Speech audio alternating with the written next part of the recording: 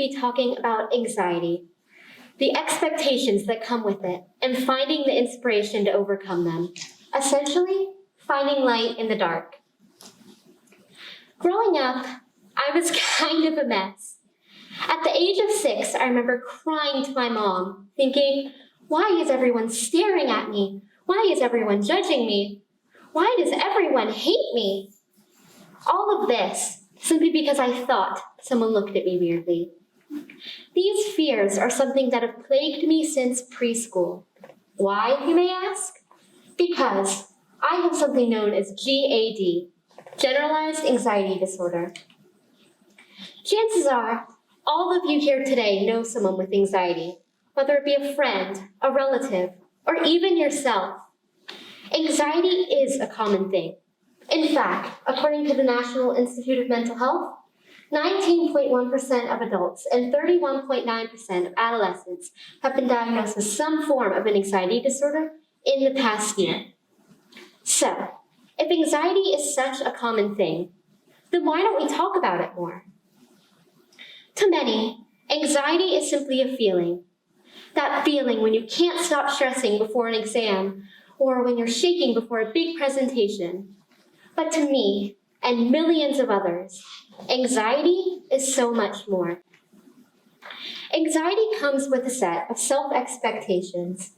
It makes you feel like you can never do anything right and that no matter what, you will always be judged by others. Whenever your brain tells you that you messed up at something, along comes the hatred. These expectations to be perfect and to never make a mistake have had a drastic impact on me throughout my life. Even so, to a point where I withdrew from opportunities due to a fear of failure. Anxiety can make your world feel small, but keep your expectations high. In middle school, I expected myself to be liked by everyone, to get all A's, and to be successful. But not because I aimed for success, but because I aimed to be relieved of the constant worry anxiety created. When these expectations weren't met, I internalized it. I obsessed over the little things, without looking at the perspective of it all. The worst point of my anxiety was in the later years of middle school, the time of COVID-19. According to a research study done by the University of Queensland, countries with high COVID-19 infection rates and major reductions in the movement of people, consequence of measures such as lockdowns and school closures, were found to have the greatest increases in prevalence of major depressive disorder and anxiety disorders. In 2020 alone, cases of major depressive disorder and anxiety disorders rose by about 28%. When you mix pre-existing mental health issues with increased concerns due to quarantine and lack of socialization, it doesn't make for positive mental health. Take my word for it. Personally, these past 2 years have been like an uphill battle, one in which you're constantly wondering if things will ever get better. School became even more draining than before COVID, and since I didn't have to deal with the troubles of leaving my house, there was nothing stopping me from laying in bed all day. This lack of productivity led to my anxiety worsening, and it felt as though there was nothing I could do about it. But after dealing with the pandemic blues for some time, I knew that I needed to change. I figured that whether it be going to therapy, going on a walk, or even improving my work ethic, anything had to be better than what I was doing. The issue was that to me, these seemed like trivial tasks. And as the world began to adapt to the pandemic and go back to doing things in person, I could barely keep up. Anxiety got the better of me, as always. But eventually came high school. It came time to audition for choir and time to meet new people, interact face to face for the first time in over 1.5 years. As you can imagine, I was horrified, but a part of me was also excited. I was intrigued at the possibility of expanding the bubble a pandemic and mental illness had created. And I knew that I wasn't alone in my struggle. Everyone felt anxious in some form or another. So I acknowledged this feeling, but I forced myself to get through it. About a month before school started, I was overcome with a sense of determination. The circumstances forced me to make a change, something that I was too anxious to do out of my own will. So I went to therapy, and I started mapping out a plan for how I was going to deal with the anxiety that was holding me back.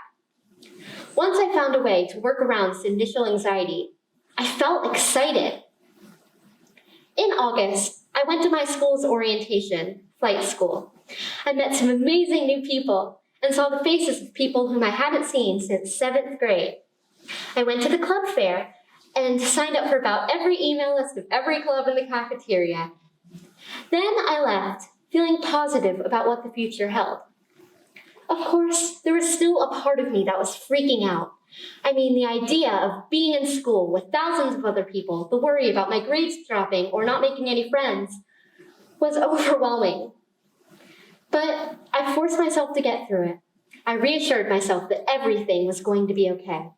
And thus, this simple day was one of the most impactful for me in a long time.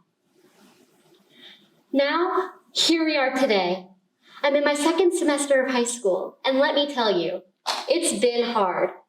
Anxiety doesn't magically go away, but it can get better. With the help of friends, my mom, therapy, I've done things I never would have had the courage to do a year ago, like this speech. Knowing that I'm not alone in my struggle has been my biggest inspiration. As more and more people begin to open the discussion of mental health and aren't afraid to share, it's not something to be embarrassed about, but rather something that gives encouragement, a step in the right direction. Anxiety forms a bubble around you. This bubble makes up your entire world, the familiar things, the things that can't make you vulnerable to rejection.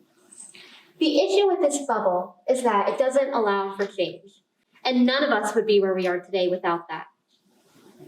This bubble is hard to pop, but once you find the inspiration to do it, your world becomes a whole lot bigger. Now, let me be an inspiration to you. To all those struggling from anxiety, depression, or anything else that makes you feel hopeless, just know that you're not alone. Despite what your brain may tell you, there is light in the darkness. I've experienced it, and so can you. Thank you.